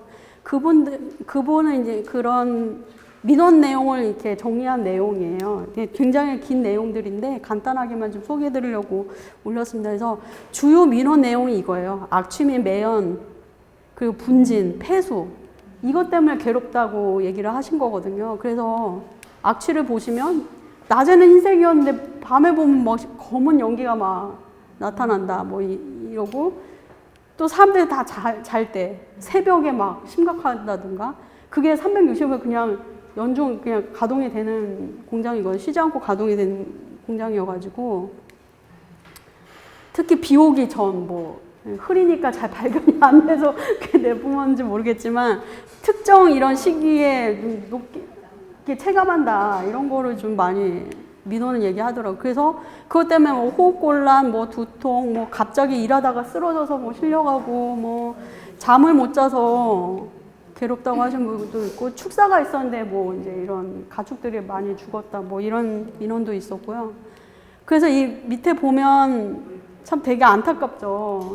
그래서 집에 오면은 뭐 누워서 지낸다든가 자녀분들이 너무 안타까워서 뭐 에어컨을 따로 설치해서 문을 닫게 해가지고 쉬게 한다든가 아니면 민원도 많이 넣고 그랬다고 하거든요. 근데 이게 참 받아들여지기가 되게 힘들었죠. 그래서 또 분진 같은 경우에는 이게 검댕이라고 해가지고 검은 좀 찐득찐득한 게 있었다고 그래요. 그래서 이렇게 농작물에도 막 붙어 있거나 아니면 장독대 뭐 이런 된장 같은 거 거기에 열어놓잖아요. 이게 그럴 때 뭐 그게 날아 들어와서 이렇게 있었다더라. 뭐 옷에 막 그 빨래했는데 검댕이 막 붙어 있다더라. 뭐 이런 이런 증언 같은 것도 해주셨고 폐수 같은 경우에는 이제 뒤에 뭐 사진에도 있지만 물고기가 뭐 집단 뭐 폐사됐다 뭐 이런 내용이 많이 주요하게 좀 민원 내용이 정리된 게 이거고요. 이게 거의 한 16년 동안 이렇게 지속이 된 거예요. 이 과정이요. 그러니까 아까 공장이 2001년도에 설립이 됐다고 했죠. 민원은 2002년부터 시작했어요. 그래서 계속 그 익산시에 못 살겠다, 이거 좀 시정해달라고 한 게 16년, 그렇게 와서 역학조사를 16년 뒤에나 진행을 하게 된 거죠. 예, 굉장히 고통을 많이 받았다고 보시면 돼서. 사실 이걸 안 올리려고 했는데요. 근데 이게 되게 뭐 대기중으로 좀 이해를 하기 쉽게 좀 올려놓긴 했어요. 좀 제가 부담되긴 하는데 이게 공장 내부에서 실제로 이게 여변초라고 해서요. 이게 그 아까 폐기물 처리한다고 했죠. 근데 폐기물에 아까 그 뭐 아주가루 얘기도 했죠. 혼합 유박 이외에도 뭐 연초박이라고 담배를 이제 제조하고 남으면 그 가장자리에 이제 좀 잘 아시네요? 아, 해보셨나 봐요? 아니, 네. 그래서 그런 거를 이제 가공하고 남은 찌꺼기를 그걸 이제 비료에다가 섞어요. 근데 그거는 이제 법적으로 거기에요. 인정이 된 거예요. 이게 퇴비로. 보통 퇴비에 뭘 섞죠? 예, 그런 거랑 뭐 분뇨랑 같이 섞어서 이렇게 만드는 게 퇴비거든요. 그냥 혼합만 하는 거. 예, 근데 문제는 이 공장은 뭐 나중에 설명을 드리겠지만 건조기 있죠. 우리 뭐 세탁기에서 이제 통돌이 세탁기처럼 건조기도 이제 통돌이 건조기 이게 돌려가지고 그걸 이제 말리는 작업을 하는데 이제 그거를 쓴 거죠. 그래서 그게 왜 문제인지는 뒤에 설명을 드리겠습니다. 그래서 퇴비 시설이 따로 있어요. 그 음식물 처리할 때 단순하게 이게 퇴비로 해가지고 그런 시설도 전국에서 굉장히 많고요. 예. 그래서 이 공장에서 이렇게 딱 보시면 굉장히 뿌예요. 이게 지금 이게 건조기거든요. 이게 불 들어온 게 건조기인데 이게 앞이 보이지 않을 정도로 이런 환경에서 여기 이제 직원분들이 일을 하신 거예요. 직원분들은 암이 발생하거나 이런 5분이 다 암이세요. 한 30명 정도 일을 하셨다고 하는데 거의 그 중에 5분이 암에 걸리셨고요. 그런데 저희가 이제 개인적으로 그 대표님하고 면담할 때는 자기 공장에는 암에 걸린 사람이 한 명도 없다고 찾아보라고 그렇게 얘기했었어요. 그래서 찾아줬죠. 그래서 5명 예, 암에 걸린 걸로 확인이 됐어요. 아주 당당하게 말씀하시더라고요. 자기 마을에 자기 공장에 없다고. 근데 실제로 거기에 이제 사장님도 돌아가셨죠. 암으로. 예, 폐암으로 돌아가셨다고 하시더라고요. 그래서 이 공장 안에서도 이런 열악한 환경 때문에 그렇게 암에 걸렸다. 그 부분은 예, 저희가 이제 분석을 해서 찾아낸 거죠. 그 분석을 어떻게 했는지 나중에 또 설명을 드릴게요. 그래서 이런 위반 사례가 있었어요. 그리고 이제 이제 주변에 소로지라고 해서 저수지 있죠. 작은 저수지 이제 소로지라고 하는데 거기에 이제 막 무단으로 막 방류를 해가지고 이렇게 물고기가 죽어 있는 거 이게 아마 2010년도의 사진일 거예요. 그 주민대책위원장님이 찍은 사진인데요. 이게 실제로 이렇게 물고기가 막 둥둥 떠다니고 폐기물 처리도 이게 연초박인데 이렇게 마당에다가 이제 원래는 창고에다 보관을 해야 되는데 이렇게 마당에다 그냥 쌓아놓고 작업을 한 사진입니다. 그래서 이 실제로 보시면 이건 최근 자료인데 이게 공장이잖아요. 이게 마당이죠. 마당에 이게 한 5m 높이인데 여기 폐기물을 또 몰래 묻어놓은 거예요. 그래서 이걸 이제 주민분들이 이제 여기서 이제 근무를 하셨던 분이 계셨어요. 그분이 여기다 묻은 걸 봤다 이렇게 해가지고 이거 한번 파보자 해가지고 포크레인을 동원해 파는데 진짜 있는 거예요. 근데 이 안에 여기는 어딘 것 같아요? 여기는 이제 공장에 식당인데요. 식당 바닥에 이제 또 있어요. 다 몰라가지고 사람들이 많이 놀랬다고 하더라고요. 그러니까 이게 저장조인데 그런 오니 같은 거를 저장을 하고 그 위에 또 식당을 만든 거예요. 근데 사람들은 다 몰랐던 거고 파보니까 이제 오니 뭐 이런 게 있었다. 예. 그 주민분들이 다 찾아내가지고 알려주셔가지고 다 이제 찾아낸 거예요. 그 아까 말씀드렸는데 이게 연초박 이거는 수입산이긴 한데요. 국내에서 그때 공장에서 쓰는 연초박은 이런 담뱃잎을 분말 형태로 갈아가지고 이제 공장에 이제 들여 보내는데 이건 이제 원료로 쓴 거죠. 이제 원료로 썼는데 이 유기질 비료가 아까 말씀드린 그 통돌이 건조기에 들어가서 쓰면 안 되는 거예요. 이 담배 찌꺼기는 왜냐하면 상식적으로 생각해 보시면 흡연을 생각하시면 담배를 어떻게 하죠? 불로 이렇게 태우잖아요. 그런 식으로 이 연초박은 아까 말씀드린 분뇨 같은데 그냥 혼합하는 걸로만 법으로 그냥 합법으로 처리하는 거다 이렇게 법으로 나와 있는데 이 공장은 다른 방법을 쓴 거죠. 다른 방법으로 건조기에 돌린 거예요. 그 연기가 어떻게 되겠어요? 그 연기가 이제 마을로 가겠죠. 근데 그 연기에서 이제 발암 물질이 이런 물질이 있다. 그러니까 담배에서 니코틴은 다 아시죠? 예, 담배 니코틴이 거의 거의 98%가 있어요. 근데 이 니코틴에서 또 분화가 되면 이런 TSNA라고요. 이제 장전마을 주민분들도 이제 아까 제가 다이옥신 예로 든 것처럼 이 어르신들도 TSNA 다 아세요, 이제. 예, 이 담배 특이 니트로사민이라고 해가지고 이 연초방에만 있는 물질이에요. 이 담배잎에만 있는 물질이에요. 다른 데서는 찾기 힘든. 예, 이 물질을 집중적으로 조사를 했는데 공장 안에도 엄청나게 높게 나왔고 공장 주변도 이렇게 오염이 되어 있고 마을에 이제 침정먼지라고 해서 지붕 같은 데 있잖아요. 거의 사람이 안 다니는 이런 옥상 같은 데 올라가서 거기서 이제 침정먼지 쌓여있는 거를 채취해서 봤더니 이 물질이 발견된 거예요. 그리고 뭐 이런 창틀 같은 데도 하고 그래서 근데 문제는 이 물질 중에 NNN하고 NNK가 이제 일군 발암 물질로 되어 있어가지고 이게 주로 이런데 뭐 폐암이나 그러니까 상식적으로는 담배 흡연하면 그러니까 폐암에 걸린다라고만 아시는 분들도 있는데 폐암만 있는 게 아니에요. 실제로 몸에 들어가서 심지어는 자궁 경부암까지도 감염하는 걸로 이해를 하셔야 돼요. 이 담배는 그냥 폐암 아니야 이러는데 소화기계에도 영향을 미친다는 거 알아두셔야 돼요. 예, 굉장히 유해한 물질이에요. 담배 피는 분 계신가요? 지금? 손 안 드시겠죠? 아니면 주변에는 있겠죠. 주변에 가족분들 제발 금연해달라고 얘기를 해주셔야 돼요. 정말.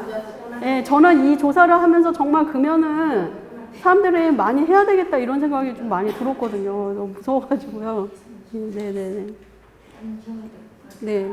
그래서 보면은 우리가 알고 있는 폐암 이외에도 뭐 비강암, 뭐 이건 식도암도 있어요. 간암도 있고, 췌장암도 있고, 자궁 경부암까지. 소화기계에도 다 이렇게 영향을 미친다는 거. 그러니까 빨리 금연을 시켜야 되겠죠. 아시는 분들. 네, 네. 네. 이건 저고요. 네, 이게 거의 지붕까지 쌓아놓은 비료 위에 올라가가지고 비료 올라와서 채취를 하는 건데. 네. 근데 사실 이 당시만 해도 이 물질이 나올 거라고 생각을 못 했어요. 그게 나오겠어? 그랬는데 그게 나와가지고 풀리긴 했는데요.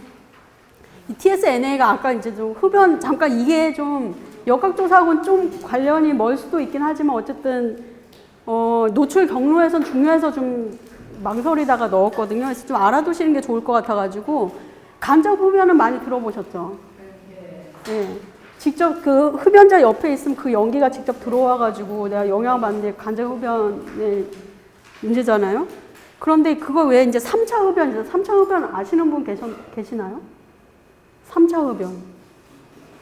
3차 흡연이라는 게 이제 그 담배가 이제 흡연자가 이제 담배 피잖아요. 그럼 직접적인 연기가 아니에요. 그럼 연기들이 어떻게 될까? 공기 중으로 퍼져나가면 어딘가에 들러붙겠죠. 먼지하고 같이. 근데 그 먼지가 다시 어떻게 되든 이제 공기 중으로 다시 떠올라요. 그게 다시 떠올라가지고 그게 다른 의도치 않게 노출되는 그런 경로를 3차 흡연이라고 하거든요. 굉장히 무섭죠. 그러니까 예를 들면은 이게 그림으로도 쉽게 설명이 되는데 담배를 피잖아요. 그럼 이런 커튼, 소파, 이런 침대, 아니면 문고리 이런데 흡연자들이 이렇게 접촉하는 데는 다 있는 거예요. 옷 같은데. 옷에도 되게 한 6개월까지도 간다고 하더라고요. 그게요. 이 물질이. 굉장히 무섭죠. 네. 네. 근데 담배 피는 사람은 그러니까 담배 연기만 없으면 된다고 쉽게 생각해요. 내가 그래서 요새 많이 쓰는 게 그 전자담배잖아요. 전자담배 연기 없으니까 괜찮아 이러는데 나 피해 안 주고 있어 이러는데 그게 아니에요. 이거는 3차 흡연은 간접 흡연하고 또 다른 개념이고 이게 굉장히 오래 지속을 하고 우리 생활에 같이 있는 거예요. 그러니까 애기들이 있는 집은 정말 치명적이겠죠. 그 담배 피는 아빠가 자기는 이제 담배 다 피고 이제 손도 깨끗하게 씻고 들어와서 난 괜찮다 이러는데 그게 절대 아니라는 거예요. 이게 장기간 저농도로 노출이 된다고 이게 연구 자료에 있거든요. 그리고 이런 머리카락, 피부, 옷 같은 데 되게 많이 있고 그래서 이게 터는 순간 아니면 바람에 또 날리는 순간 그게 공기 중에 떠 있다가 이제 흡입하면서 이제 노출되는 개념이 3차 흡연이에요. 그래서 굉장히 중요한 개념이라고 보시면 됩니다. 그래서 장전마을도 아까 그 뭐 검댕 얘기도 해가지고 이런 3차 흡연 경로까지도 이제 체크를 해서 저희가 좀 네, 그런 문제를 좀 제기를 한 거고요. 그래서 좀 간단히 좀 알아두시는 게 좋을 것 같아서 넣어봤습니다. 그래서 저희가 조사를 한 거는 어쨌든 이건 뭐 굴뚝에서 연기는 안 나겠죠. 가동이 안 된 상태에서 조사를 했기 때문에 그냥 그린 거고. 그래서 주요 저희가 조사했던 거는 파하고 중금속하고 아까 말씀드린 TSNA 중심으로 조사를 한 거거든요. 그래서 굉장히 다양한 조사를 했어요. 환경 노출하고 건강 영향 파트로 나눠가지고 토양하고 저질토는 이제 이 아까 작은 저수지 있잖아요. 거기에 이제 쌓인 흙, 그걸 저질토라고 하는데 거기에 저질토랑 마을의 침정먼지, 지하수, 뭐 옆에 또랑의 물 아니면 소나무 잎이라고 해가지고 소나무가 이제 그 어떤 물질을 이렇게 잡아주는 역할을 그러니까 예를 들면 송진 개념으로 보시면 돼요. 그게 좀 끈적끈적하잖아요. 그럼 바람에 날리면서 그 물질들 잡아줘요. 그런데 소나무가 이제 또 그 1년생, 2년생, 3년생 이렇게 있어요. 그렇게 구분되는 소나무가 있어요. 그러니까 그것도 저희가 분석을 했거든요. 그래서 이제 가동이 한참 됐을 때에 소나무 잎을 채취를 했고 또 끝난 다음에 이제 소나무 잎을 채취해서 그걸 또 분석을 한 것도 있거든요. 그래서 실제 차이가 있었다. 그래서 가동 중일 때에 거기에서 이제 나오는 물질이 더 많았다. 이런 식으로 해서 연구 결과도 있고요. 그래서 사진은 잠깐 보여드리긴 할 텐데 그리고 이제 건강 영향 쪽으로는 아까 말씀드린 대로 집집마다 다니면서 이렇게 사회문화적 조사로 해가지고 면담을 해가지고 주민분들의 불편한 상황 같은 거를 다 조사를 한 사례가 있고 또 뭐 면접조사 같은 경우에는 아까 말씀드린 뭐 공장장 대표를 만난다든가 그 주변에 이해관계가 있는 사람들을 이제 또 집중적으로 조사한 사례가 있고 뭐 건강검진도 하고 설문조사도 하니까 주민분들을 되게 많이 피곤해 하셨어요.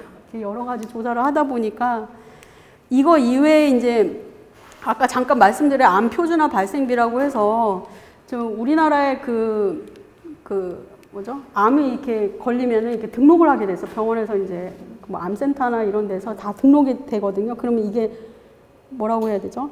카운트가 된다고 해야 되나? 이게 이제 좀 조사를 하게 되면은 그 사람의 개인정보는 빼고 이제 그 지역에서 뭐 몇 명이 발생했다 이런 거를 이제 확인할 수 있어요. 통계를 이렇게 그 수학적으로 좀 해가지고. 그래서 여러분들이 하는 그 건강검진 정기적으로 하시죠. 거기에 설문조사, 그 설문지 쓰시죠. 네. 뭐 내가 하루에 뭐 음주 뭐 몇 번 했네 뭐 이런 거 쭉 적잖아요. 근데 그게 다 거기에 동의서에 체크를 해주시면 그게 이제 의료 정보로 쓸 수가 있어요. 네, 그러면은 이제 이런 데 활용이 되죠. 그래서 귀찮아하지 마시고 그런 거는 좀 많이 좀 협조를 해주시면 좀 연구하는 데 많이 도움이 될 것 같아요. 예, 그렇게 해서 이제 정보들을 데이터를 이제 관리하는 곳이 있거든요. 그 건강보험공단에서도요. 그래서 그걸 가지고 암이 뭐 어느 지역에서 뭐 많이 나왔다는 거를 이제 통계로 이제 추론을 하는 거죠. 그래서 그게 이제 암 표준화 발생비라고 해서 이제 전문 용어로 그런 데이터들을 이제 분석을 해서 뭐 어느 지역보다 높게 나왔다. 기사 보시면 이제 이해가 될 거예요. 이 암 표준화 발생비가 꼭 나와요, 기사에. 그럼 몇 배가 높다. 이렇게 해서 이제 원인을 규명하는 데 쓰는 거죠. 그리고 의료 이용 분석, 아까 말씀드린 대로 뭐 코호트 분석이라고 해서 이거는 이제 이 사람이, 이 주민이 오래 거주할수록 뭐 병에 더 오래 걸렸다라는 걸 증명하기 위해서 만든 이런 또 기법도 있어요. 그래서 되게 다양한 조사를 했고요. 그래서 보시면은, 그림 보시면 이게 교반기라고 해서 혼합하는 기계예요. 이게 직접 안에 들어가서 채취를 하는 장면인데, 그리고 이 안에 이게 건조기, 아까 말씀드린 돌아가면서 건조할 때 쓰는 건조기이고요. 이게 식당에서 이제 파는 장면이에요. 거기 매립된 거 좀 파는 장면이고, 이거는 직접 그 공장에 크레인까지 올려가지고 이 벽면에 침정먼지 같은 거를 다 체크를 해서 실제로 굉장히 높게 그런 오염물질들이 나왔다는 거 밝혀냈죠. 그래서 주민분들이 많이 고생을 많이 하셨어요. 많이 도와주셨고요. 그래서 옥상에 아까 침정먼지 같은 거, 이런 창틀의 침정먼지, 그리고 그 저수지 사진이에요.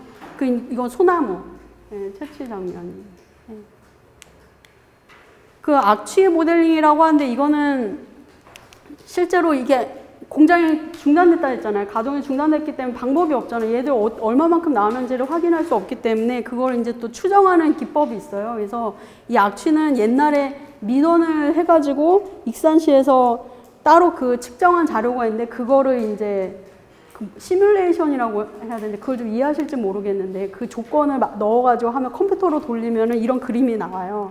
그래서 그런 식으로 해서 이게 장전마을이거든요. 노란색이요. 이게 공장이고 그래서 이렇게 그림으로 그려져 있죠. 이만큼의 범위 안에 포함되어 있다. 이거를 이제 증명하는 그런 기법도 있고 여기도 실제로 그거를 모델링을 대기 모델링이라고 하거든요. 이런 기법을 사용해서도 하고 그래서 굉장히 어려워요.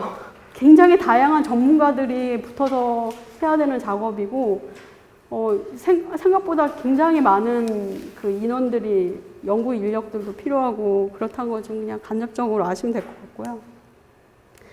그래서 결론은 뭐 이런 식으로 정리가 됐었습니다. 이전에는 그 주민분들이 한 100명도 안 돼요. 한 90 몇 명이 제가 잘 모르겠죠. 100명이 채 안 되는데 22명이 이제 암인 거예요. 예, 굉장히 많죠.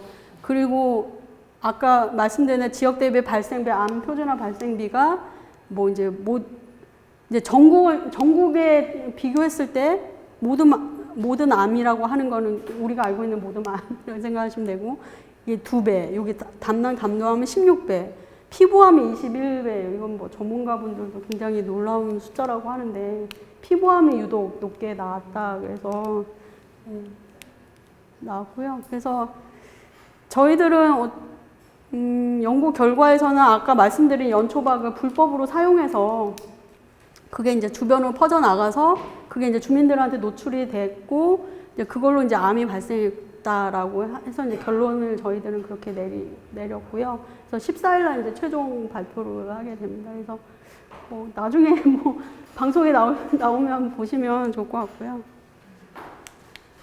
그리고 이 외에 그 역학조사 사례가 있는데 굉장히 많아요. 이거 이외에 뭐 사실 이 제목부터가 그 역학조사와 그 화학물질 알아보기였던 걸로 알고 있는데 그러기엔 너무 많고 제가 그 능력도 안 되고 해서 그냥 제일 중요한 사례만 해가지고 혹시 이 연탄 공장 사례를 아시나요? 박길래 씨 사례 아시는 분?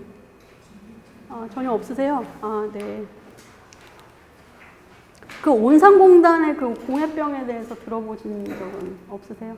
예, 나중에 한번 뭐 검색해서 한번 좀 시간 되실 때 한번 찾아보시면 그 우리나라 뭐 공해병 해가지고 쭉 나오는 게 있을 거예요. 그런 거 좀 시간 되실 때 보시면 좋을 것 같고요. 좀 그 중에서도 제일 뭐 최초라고 해야 되나요? 좀 그런 사례만 뽑은 게 이게 박길래 씨 사례인데요. 이게 좀 개인 이름이어서 좀 되게 의아해 하실 수 있을 텐데, 왜 마을이 없지? 왜 개인이 이렇게 소송을 걸었지? 근데 이분은 그 평범한 가정주부셨어요. 근데 이분이 그게 진폐증이라고 이제 그 진단을 받았는데, 이 진폐증이라고 사실 이게 광부 직업병이거든요. 광부에서나 나와야 되는 이런 병이 일반 그냥 가정주부였는데 걸려서 이분이 이제 너무 억울하신 거예요. 그래서 소송을 거신 거거든요. 이게 연탄 제조 회사를 상대로 소송을 걸었는데 이제 이게 이제 승소를 했다 해서 이런 사례가 올라온 건데요. 그래서 이분 이외에도 이제 개인적으로 소송을 하셨기 때문에 그러면은 그 주변에 그러면 사람들도 또 있지 않을까 해서 또 추가로 조사했더니 이제 진폐증 환자도 더 많은 나타난 거예요. 그래서 이분 덕분에 이제 그 주변에 연탄 제조 공장 때문에 이 진폐증이 생겼다. 그래서 그 근처에 사셨던 거예요. 그게 이제 연탄 가루들이 퍼져 나가서 그런 이제 병에 걸렸다 해가지고 한 거고, 이게 수인 한도론이라고 해서 이거 아까 말씀드린 대로 공장이 제일 먼저 생겼어요. 그 나중에 이제 거주 지역들이 생겨나가지고 이제 공장은 왜 내가 먼저 여기서 자리를 잡고 살았는데 이제 나중에 들어와가지고 왜 문제 제기를 하냐 이런 거를 이제 소송 과정에서 이제 얘기를 했겠죠. 공천도 있었어요. 그래요? 그러니까 공장이 먼저 있었어요. 네네네. 옆에 빌라가 생긴 거야. 근데 옛날 가서 보면 진짜 빌라에 맨날 물 들일 때 까매요. 예. 그러니까 이제 그 나중에 그 공장은 없어지고 예. 예, 그래서 연탄 공장에 그 환경부에서도 역학조사를 한 게 한 14건 정도 되는데 그 인과성이 밝혀진 사례는 2건밖에 없었어요. 그 중에 하나가 그 대구 안심 연로단지라고 해서 거기에서 이제 연탄 관련된 그 가루 때문에 이제 진폐증에 걸려가지고 그 사례를 이제 인정받은 사례가 있긴 한데 아마 최근에 아마 승소를 했나 그럴 거야. 아마 거기가 이제 택지 개발한다고는 제가 들었거든요. 이주시키고.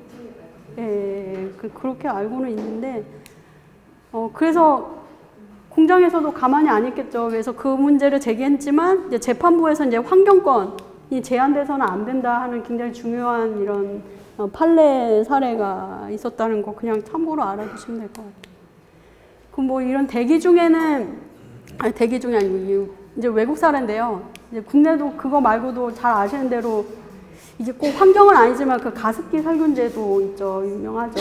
그건 이제 제품이긴 한데 어쨌든 그것도 이제 역학조사를 해서 그것도 이제 인과성을 밝혀낸 사례 중에 하나고 그래서 그게 많지 않다는 거. 인과성을 인정받는 사례가 많지 않다는 거예요. 역학조사를 하면 다 밝혀지겠지라고 생각하시는 분들도 있는데 그게 현실적으로는 그게 굉장히 어려운 과정이고 진짜 지난한 싸움이 된다는 거를 좀 알아두셔야 되고 애초에 그런 유해 물질에 노출되지 않게 노력을 해야 되겠다는 걸 저는 말씀드리고 싶어요. 사전에. 그런 공장에 들어오지 말아야 된다. 왜냐하면 그 싸우는 과정은 정말 엄청난 과정이거든요. 지루한 과정이고 혹시 그 에린 브로코비치라는 영화 보신 적 있으세요? 보신 분? 아, 예. 거기서도 그런 과정이 나오죠. 그런 이제 그 화학 공장을 대상으로 해가지고 굉장히 긴 싸움, 소송 과정을 이제 설명한 영화인데 못 보신 분들 한번 보세요. 되게 재밌어요. 줄리아 로버트가 네, 거기서 이제 적나라하게 그런 과정들이 있기 때문에 싸우는 과정이 있기 때문에 보시면은 좋을 것 같고 그러니까 애초에 그런 유해 오염원이 들어오지 않게 내 주변에 그런 걸 좀 감시해야 될 필요가 있다고 봅니다. 그래서 이거는 해외 사례고요. 그냥 참고하시면 될 것 같아요. 뭐 이게 뭐 대기 오염 요새 뭐 되게 그 미세먼지 관련해서도 좀 이슈화가 되고 있어서 올려놓긴 했는데 여기서도 이제 역학조사를 한 사례가 있거든요. 대기 오염에서 대표적인 사례로 해서 뭐 미세먼지하고 황산화물이 그 사망률과 연관성이 뭐 강하다 뭐 이런 식으로 해서 뭐 조사한 사례도 있고 실내 공기 오염은 이제 이런 좀 중국이나 이런 동남아 같은 경우는 이런 나라에서는 좀 개념이 이런 환경 개념이 좀 없는 부분이 있어서 그 아궁이를 떼도 직접 이렇게 노출이 되게 뭐 굴뚝 없이 뭐 그냥 뭐 요리를 한다든가 그래가지고 그런 가정주부들 폐암에 많이 걸리는 사례가 있다고 그래요. 그래서 단지 굴뚝을 설치했을 뿐인데 이게 확 줄어들었다 뭐 이런 조사가 있고 그러니까 어쨌든 저 개발 국가에서는 또 이런 게 또 문제가 될 수 있겠다 싶더라고요. 예.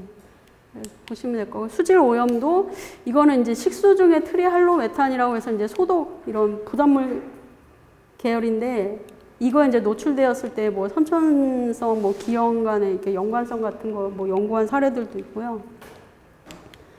그 러브 커넬이라고 들어보셨나요? 이거 왜 뚱딴지같이 러브가 나와가지고 무슨 사랑의 문화 이런 거 이건 그런가 이렇게 좀 생각하시는 분도 아닌데 그건 아니 이거 굉장히 유명한 사례 아까 말씀드린 그 영화에도 나와요. 러브 캐널 사례로 해가지고 이제 소송의 어려움 같은 거 설명한 게 나오는데 아마 이걸 보시면 이해가 될 거예요. 그래서 러브 캐널이라고 해서 러브라는 이름은 이 윌리엄 러브라는 사람이 그 나이아가라 폭포 아시죠? 그 주변에 이제 폭포 아래 이제 강의 지류가 있어요. 거기 이제 제가 알기로는 대서양인가 뭐 운하를 판다고 했어요. 그래가지고 이 당시에 이제 1890년도에 운하를 실제로 팠어요. 1.6km까지. 그 폭이 한 15m 정도 되고 깊이가 한 10m 정도 해서 쭉 1.6km까지 파고 있었는데 이제 이 회사가 이제 돈이 다 떨어진 거예요. 거기다 이제 사업 수익성도 낮다고 이제 판단이 돼가지고 중단시켰어요. 그래서 이제 방치됐어요. 그게 운하를 판 상태로. 그런데 그거 이제 후크 케미컬이라는 회사가 매입을 했어요. 그래서 거기다 뭘 했냐. 이 2만 톤 정도의 그 유독성 물질을 이 드럼통 보이시죠? 이거 다 파낸 건데 이 드럼통에다가 해서 매립을 한 거예요. 그래서 복토로 했어요. 그 불투성 진흙으로 해서 덮었어요.